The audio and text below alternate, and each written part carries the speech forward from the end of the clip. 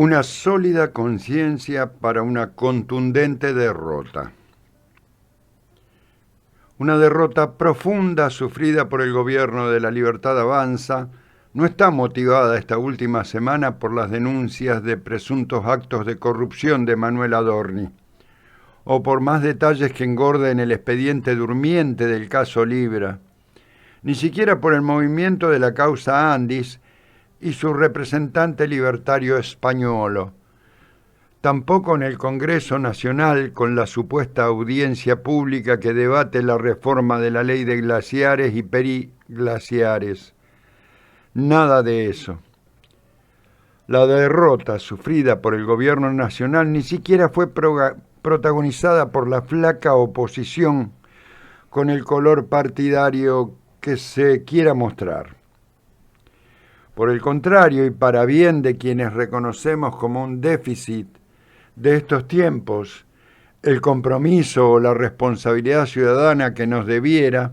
junto con otros valores, recuperar en ese fuerte término que es la palabra pueblo,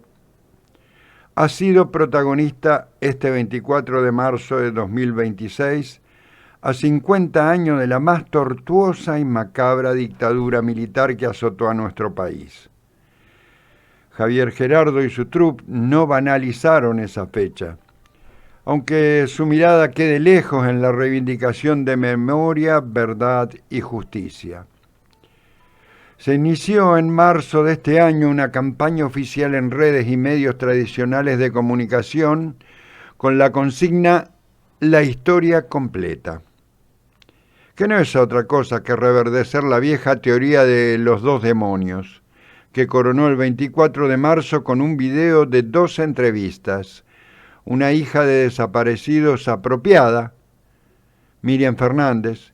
hija biológica de María del Carmen Pichona Moyano y Carlos Simón Tula Poblete, ambos militantes de Montoneros que fueron secuestrados en 1977 y desaparecidos desde entonces,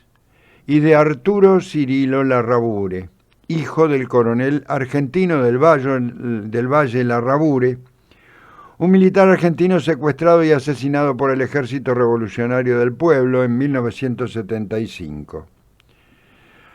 Actualmente se desempeña como asesor de la Secretaría de Derechos Humanos del Gobierno Nacional y es vicepresidente del Centro de Estudios Legales sobre el Terrorismo y sus Víctimas. Las entrevistas que fundamentan la necesidad planteada por la gestión de La Libertad Avanza acerca de dar vuelta a la página de la historia, sin dar más explicaciones de qué, para qué y por qué hacerlo, fue material de análisis y de múltiples entrevistas mediáticas, por lo que no vamos a profundizar lo que fue trending topic de la semana. Lo que sí entiendo es que este martes 24 de marzo, fecha icónica que ha sido tildada como fecha zurda, entre comillas, si se quiere, por el gobierno nacional, la sociedad argentina demostró que puede fingir demencia, como se dice, con el modelo económico inaugurado por José Alfredo Martínez de Oz y reflotado primero por el PRO de Mauricio Macri, y continuado o profundizado con la misma indolencia hacia la colectividad argentina y su bienestar por Javier Gerardo, Luis Toto, Fede Sturze o Pato, pero que memoria, verdad y justicia son hoy un símbolo que no resignan como cantar el himno. La demostración más cabal en síntesis han sido las imágenes de la Plaza de Mayo de la Ciudad Autónoma de Buenos Aires, las calles del centro de Rosario y la impactante marea humana en la imagen del Monumento a la Bandera, o las calles de Córdoba capital.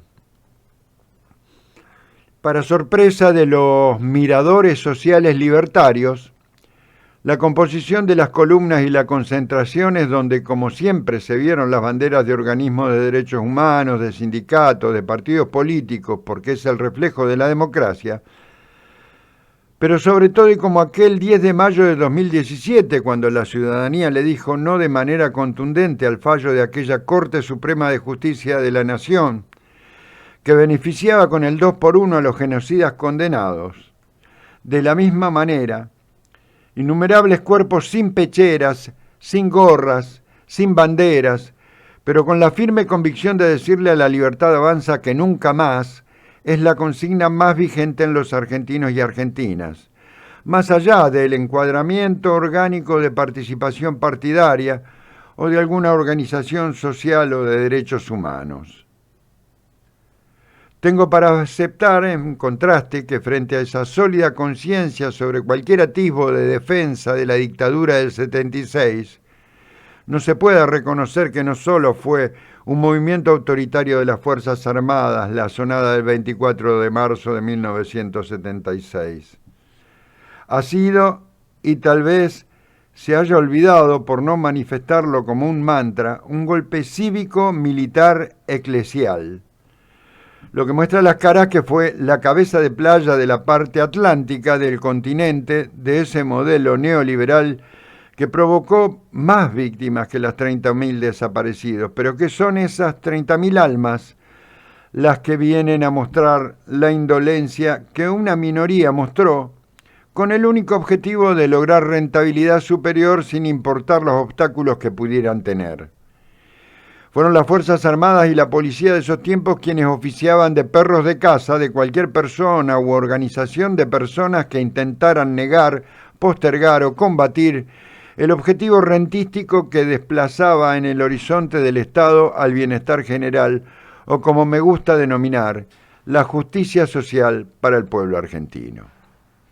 No es casual que personajes civiles pertenecientes o dueños de empresas como Martínez de Hoz, Guillermo Walter Klein o Domingo Felipe Cavallo hayan sido personalmente protagonistas del desarrollo del régimen más sangriento de nuestra historia,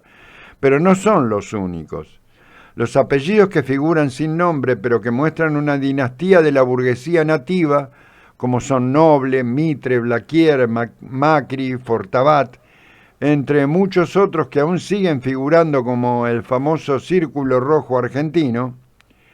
personajes que agotada la dictadura continuaron sus negocios como lo hicieron en la dictadura, amparados por su dinero, por sus familiares en los puestos de poder político y por la impunidad otorgada por el más rancio y conservador de los poderes que otorga el sistema republicano y democrático, que es el Poder Judicial.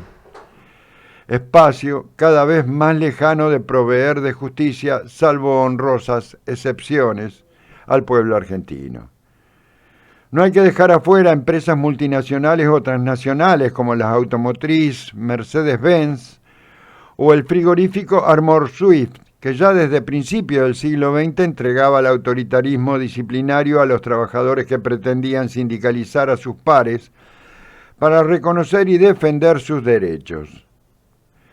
Debo reconocer que también en las redes de la oposición existen promociones de la división del campo popular más allá de la tradicional bifurcación entre los espacios de la izquierda trotskista y el peronismo. Renace un debate que no creció como pretendían quienes iniciaron la reivindicación de María Estela de Perón y su sacrificio o responsabilidad en esos tiempos con el Rodrigazo, el Villazo, la AAA y su encarcelamiento por negarse a renunciar a su cargo institucional de presidenta interina tras la muerte del general Juan Domingo Perón. Mientras tanto, nobleza obliga, nunca tan vigente la frase de mientras nos entretienen con debatir tonterías, nos pasan elefantes por la espalda pronunciada por Cristina Fernández de Kirchner. Algunos elefantes que pasan por nuestras espaldas han sido y son de más largo aliento, como es la causa Libra, con la presentación de la nulidad de las pruebas presentadas sobre la investigación al teléfono celular de Mauricio Novelli, a través de su abogado Daniel Rubinovich. Lo llamativo es que Juan Bautista Maíque, ministro de Justicia de la Nación, días atrás argumentó, al ser consultado por el tema, si alguien se metió, accedió a esa información, la mandó a otra parte y la divulgaron, se metió en un expediente que no debería haberse metido. Puede que si pasó esto no se haya cuidado la cadena de custodia. Si la cadena de custodia no se cuidó, puede que alguien haya adulterado ese archivo. Asimismo, Manuel Adorni hizo una conferencia de prensa después de mucho tiempo para un jefe de gabinete a raíz de las causas son 5 las publicadas hasta el momento, que se le investigan por sus viajes a Punta del Este, son 2 viajes hasta el momento de cerca de $5.000 cada uno, además de una serie de propiedades que van más allá de la vivienda propia. Un departamento en el barrio de Caballito, una casa en un country de la localidad de Exaltación de la Cruz, una propiedad en La Plata y un departamento de 50 metros cuadrados en Parque Chacabuco. Si algo pensó Adorni para calmar las aguas sobre las sospechas que conllevan estos tiempos, al dar la conferencia de prensa, se las olvidó o la estrategia de limitar a 5 preguntas. La conferencia no resultó, porque los periodistas de manera tácita se continuaron inquiriendo sobre la adquisición de bienes inmuebles, viajes costosos y gastos fijos que superarían los ingresos del ministro coordinador y de su esposa.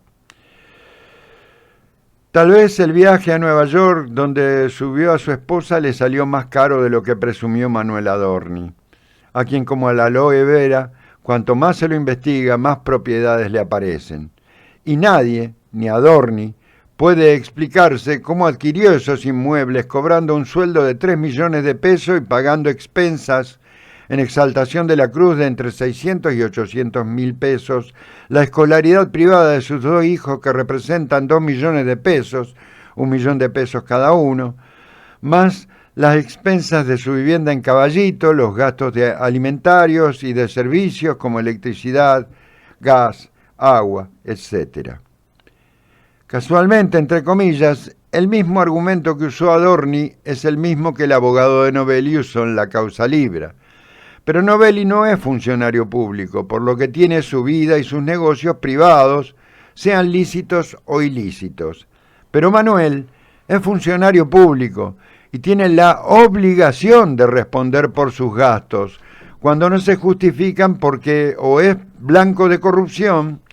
o recibe dádivas, que también es incumplir con la ley que regula la función pública.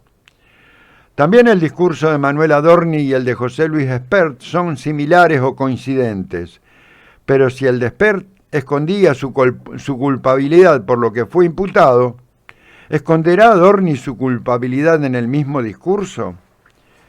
De todas formas, la intención de Adorni de cerrar el tema con la frase «Estamos presentando las pruebas ante la justicia, todos y cada uno de los documentos requeridos», a esta hora no consta en tribunales ninguna presentación de documento, ni siquiera de un representante legal de Adorni. Recuerdo en los 90 una consigna callejera que cantaban sobre María Julia Alzogaray, que rezaba: «María Julia se llevó un pendejo a Nueva York y el pueblo se caga de hambre, la puta que los parió». Con Adorni sería «Manolito se llevó la rubia a Nueva York y el pueblo, igual que en los 90, se caga de hambre». Y al final de la vieja consigna tiene vigencia, porque desde abril del año pasado no paró de aumentar la inflación, y aunque no pega excesivamente en los precios, la falta de distribución del ingreso hace que el cinturón se ajuste cada vez más hasta no poder ponerle más agujeros. Así esperamos una fuerte suba de la inflación debido al aumento de los combustibles líquidos, que en lo que va del mes ya son 5 retoques, entre comillas, al precio de las naftas, que superan los 2.000 pesos el litro, igual que el gasoil. ¿Cuánto tardará eso en trasladarse a precios de transporte de pasajeros o alimentos? Dependerá de la fuerza del rezo que deben estar realizando en Casa Rosada. Pero lo cierto es que abril nos va a recibir con 900.000 personas que dejarán de percibir 78.000 pesos en concepto del denominado programa Volver al Trabajo, que era un ingreso alimentario mínimo, que en otro momento fue el 50% de un salario mínimo vital y móvil. O sea, van a comer menos días los que menos tienen. De todas maneras, algo parecido a la dictadura que sucede en estos tiempos no solo es el hambre, no solo es la concentración de riqueza y de renta, no solo es la voluntad de liquidar los activos y los recursos naturales de Argentina por parte del Ejecutivo Nacional. Lo otro, Lo destacable, lo importante, es este vuelque ciudadano que se inicia con decirle que no se aceptan retrocesos políticos y de derechos humanos a Javier Gerardo y su trupe. Es un paso que puede ser una oportunidad para recuperar la memoria también de los otros derechos, los civiles, los laborales y sobre todo los valores patrióticos y de soberanía nacional que parecen haberse perdido o desteñido a lo largo del tiempo por diferentes motivos y actores. Quiero cerrar con aquellas palabras que Julio César Estracera supo entregar en el cierre de la acusación a la Junta Militar, aquel 18 de junio de 1985 durante el gobierno de Raúl Alfonsín. Señores jueces, quiero renunciar expresamente a toda pretensión de originalidad para cerrar esta requisitoria. Quiero utilizar una frase que no me pertenece, porque pertenece ya a todo el pueblo argentino. Señores jueces, nunca más. Bienvenidos. Esto es Vox Populi.